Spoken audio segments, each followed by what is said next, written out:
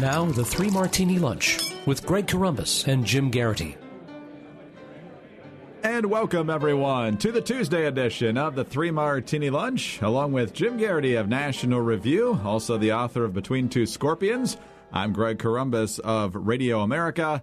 Good, bad, and crazy martinis for conservatives today. I also want to thank those listeners that reached out following the news of my dad yesterday for their very kind condolences. That is very much appreciated. Jim, I'm also happy to report that we're sponsored today by a brand new sponsor called Honey, and we'll explain what that is in just a few moments. But if you like to save money, you're going to like these people. JoinHoney.com/martini is where you want to go. We're also happy to report we don't have all bad martinis today, so things are looking up. And the good martini was a little bit of a stretch. It's kind of tongue-in-cheek, but one of the things we've been looking for, Jim, is to get rid of some of the asterisks, as we like to call them, from the Democratic presidential field. And one of them never actually, as far as I know, certainly never appeared on a debate stage, and not even really sure they ever appeared in a national television interview, but I could be wrong about that. And that is, if he's not 90, he's almost 90-year-old, former Alaska Senator Mike Gravel. Ran briefly, you're forgiven if you forgot, back in 2008, and he's dropping out of the race again. But he's not going away quietly, Jim. He's fully endorsing someone else. Here is his Twitter statement the other day. My name is Mike Gravel. Well, let's stop right there, because if you have to tell people who you are as you're exiting in the race, that might explain why you had a few problems gaining some traction. But here's the real full statement. My name is Mike Gravel. I'm proud and honored to endorse Senator Bernie Sanders for the presidency of the United States. Bernie has a program that benefits all Americans, not just the 1%. He will be a great president for all Americans. We have a simple choice. We can have a democratic socialism of Bernie Sanders to benefit all Americans, or we can have Republican socialism, which benefits the 1% and leads us to a constant state of war. The choice is yours. Well, that's a really uplifting exit message there. Jim, just a couple extra points here from the story that I read in The Hill. First of all, he also wants Tulsi Gabbard to be president if it can't be Bernie Sanders, and says Gabbard would make an excellent president or vice president, depending on what the circumstances permit. Bernie Sanders has thanked Gravel for the endorsement in a tweet, saying, "Thank you, Senator Gravel. Together we will end forever wars, fight for an economy that works for all of us, and bring millions of people into the political process." Gravel's campaign manager told The Hill in a statement that the former senator had always planned to end his campaign after the summer debates, saying, quote, "actually contesting primaries and caucuses was never in the plan, as the point of this campaign is to push the party left and advocate against American imperialism and wars." Gravel had previously announced he was ending his long-shot presidential campaign and would start a leftist think tank. Gravel's campaign, in a series of tweets, says this: "The DNC kept us off the stage tonight even though we qualified, but the hashtag Gravelanche is not over. We're going to keep going." So, Jim, if I had known there was a Gravelanche hashtag, I'm sure this would have caught like wildfire. But what do you make of Mike Gravel, who most people didn't know was running, finally getting out? Greg, I got to say, this is a genuinely shocking good martini in the sense that I really had forgotten that Mike Gravel was alive, never mind running for president. Many of our listeners probably forgot who he is. The best way I can summarize it, do you remember back in early in the cycle, a couple of cycles ago, there was this weirdo from Alaska who was like a cranky old man.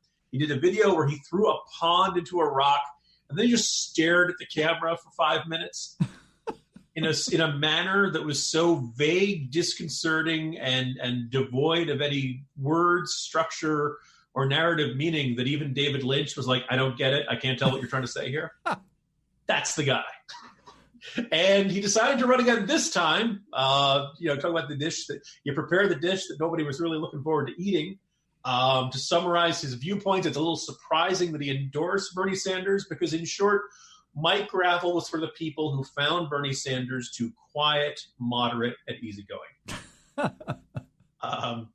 Crankier, more irritable, quicker to denounce everybody who disagrees with them as some fascist, 1% rich warmonger, blah, blah, blah. The other thing was kind of interesting because his campaign manager, I remember reading early on, was either a teenage, like either in high school or fresh out of high school, right? This was not a, long time Alaska political, veteran or anything like that. I just found a kid. Like, okay, kid, you're my campaign manager. Let's go. It was kind of this, it was almost like the George Burns movie where he switches bodies with the teenager. This is some sort of or bad grandpa maybe is the better cinematic metaphor there. But here's the thing I want to say to both him and Gravel, and really to anybody else who has the audacity to offer this kind of BS spin after a campaign that goes nowhere. If your campaign plan does not include, quote, actually contesting primaries, then you're not actually campaigning for president. I'm sorry. And stop pretending that you are. In fact, if you want to just say, I'm an activist, great. You want to move, fine, go ahead and do it. But if you're going to run for president, run for actual president. If you want a gig on MSNBC, then campaign for a gig on MSNBC. Stop wasting our time. Stop filing with the FEC. Stop cluttering up the list of candidates that I have to assemble. Yeah, good riddance, Mike Gravel. I would say gone but not forgotten, but I've almost forgotten you already. That's certainly the case. He was certainly an afterthought in 2008. In a field that was obviously dominated by Obama and Hillary. And, you see former senator, former congressman, former governors running for president. It's not that uncommon. Mike Gravel hasn't been in the Senate since 1981, Jim. That's almost 40 years. So I'm sure he's right on the cutting edge, and it's just a shame that the American people won't be benefiting from his up-to-date wisdom. When you look at Ronald Reagan as the newfangled youngster on the political scene, it's a sign you're past your prime. Exactly. But you can probably get a pretty good deal on Mike Gravel for President merchandise. I'm sure it's going at a pretty nice bargain rate. But if you want to save money, it's not just on Mike Gravel presidential gear. It's also pretty much anything that's potentially on sale. And that's where joinhoney.com comes in. If you ever buy something online, sometimes you find out later that you missed a discount. You don't need to overspend anymore thanks to Honey. Honey is a free browser add-on that finds you the best deals online. The Honey app magically auto-applies the best deal to your cart at checkout. It finds discounts and coupons across 37,000 sites, and it works with Amazon, Sephora, Best Buy, Nordstrom, and others. Honey has saved its 10 million members an average of $28.61. Honey members have already saved more than $800 million. Not bad for something that's completely free and takes just 2 clicks to install. Honey has more than 100,000 5-star reviews on the Google Chrome store, and Time Magazine calls Honey, quote, basically free money, unquote. That's a pretty good deal. It is. And it's not socialist free money, which means your tax dollars. It's actually discounts that you don't have to pay. So look, there's really no reason not to use Honey. It's free to use and easy to install on your computer in just 2 clicks. So if you're not computer savvy, no problem.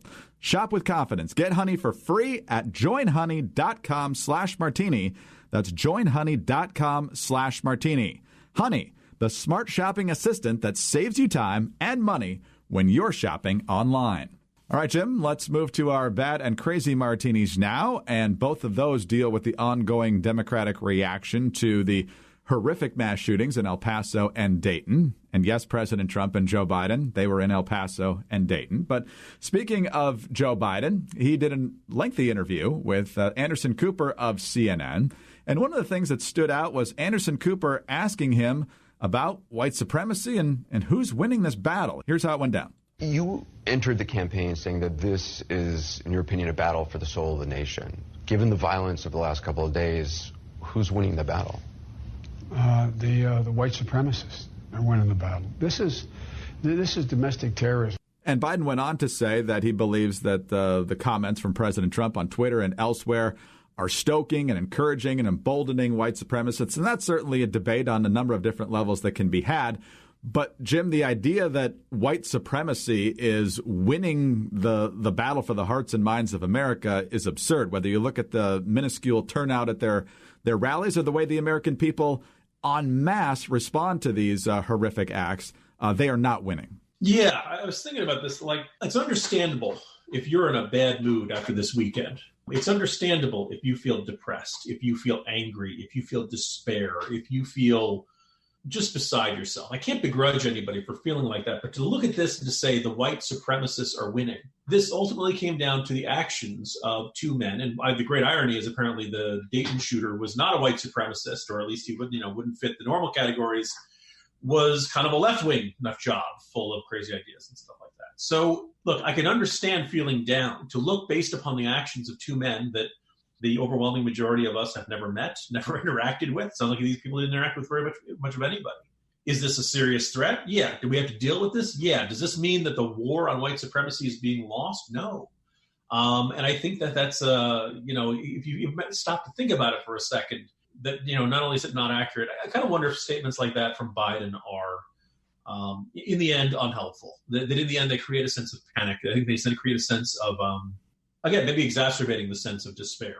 Besides, you mentioned, I was glad you mentioned that, because some of us were oblivious or, not thought that the Klan, thought that all of these, nut job skinhead groups and folks like that had kind of faded away into the background, had gone into the backwoods, had crawled back to the rock to which they came under. Then Unite the Right rally occurs in Charlottesville with that abominable name for the rally, which, these guys are not right at all, either in the moral sense or in the political sense. They're effectively, white nationalist fascists marching under the Nazi flag. I mean, it's not any doubt about what these guys stand for.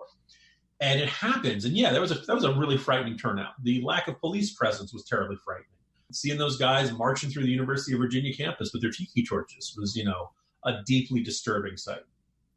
They decided to hold the follow-up in Washington, D.C. in 2018. And what was it? 10 people showed up? 20? If that, there were, overwhelming majority of counter-protesters there. And, they're, outnumbered like 10-1 for all the cops there to make sure they didn't get their butts kicked.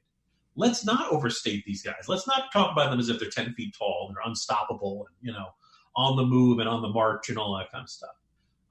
My theory that I kind of laid out in today's Morning Jolt is that people who really pay attention to the alt-right, people who really pay attention to these groups, say that in the past year or two, they've actually become quite disillusioned with President Trump. They believe that, I'm paraphrasing here, but you get the gist, the Jews got to him, right? The idea that he has not brought about their white nationalist nirvana that they expected to have. And for those offended by the use of the term nirvana in association with that, think of Thule, and you can look up how the Nazis believe in that and think, they thought that Trump was going to give them what they wanted, and lo and behold, here we are, August 2019, and they're not living in the racially pure, happy land that they envisioned he was going to bring about.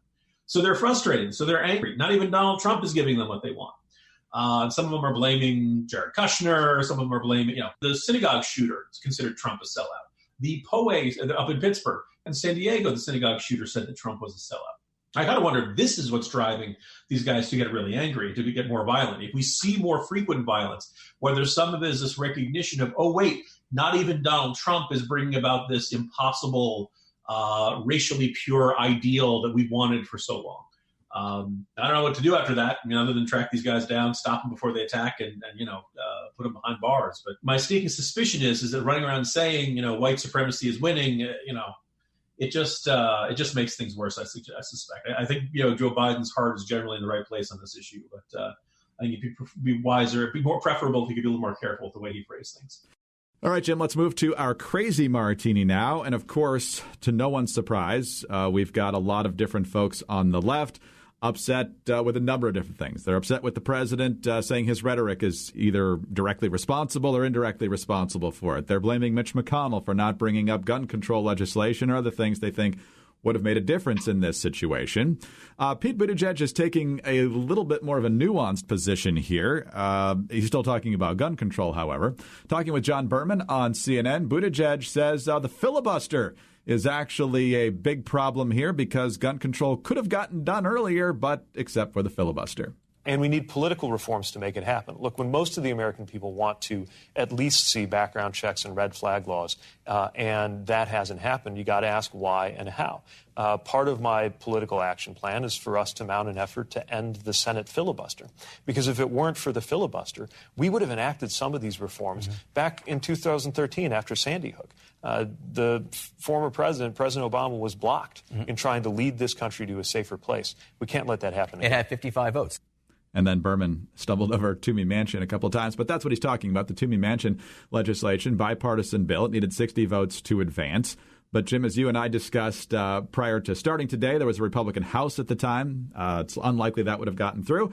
And major mainstream media outlets have been pointing out in the past couple of days that stricter background checks, which is pretty much all that legislation was, wouldn't have made a difference in these shootings. A couple of things kind of jump out in response to that. The first is, if Pete Buttigieg really does believe that the filibuster is the single biggest and most important obstacle to enacting the legislative priorities that he wants to see enacted, he really should be running for the Senate, because the President of the United States does not have any say over filibuster policy. Oh, by the way, for those wondering about the importance of, the Senate elections in 2020, on paper, if you have 50 votes and you have the vice president on your side, or if you have 51 votes in the Senate, you can get rid of the filibuster. And I say it on paper.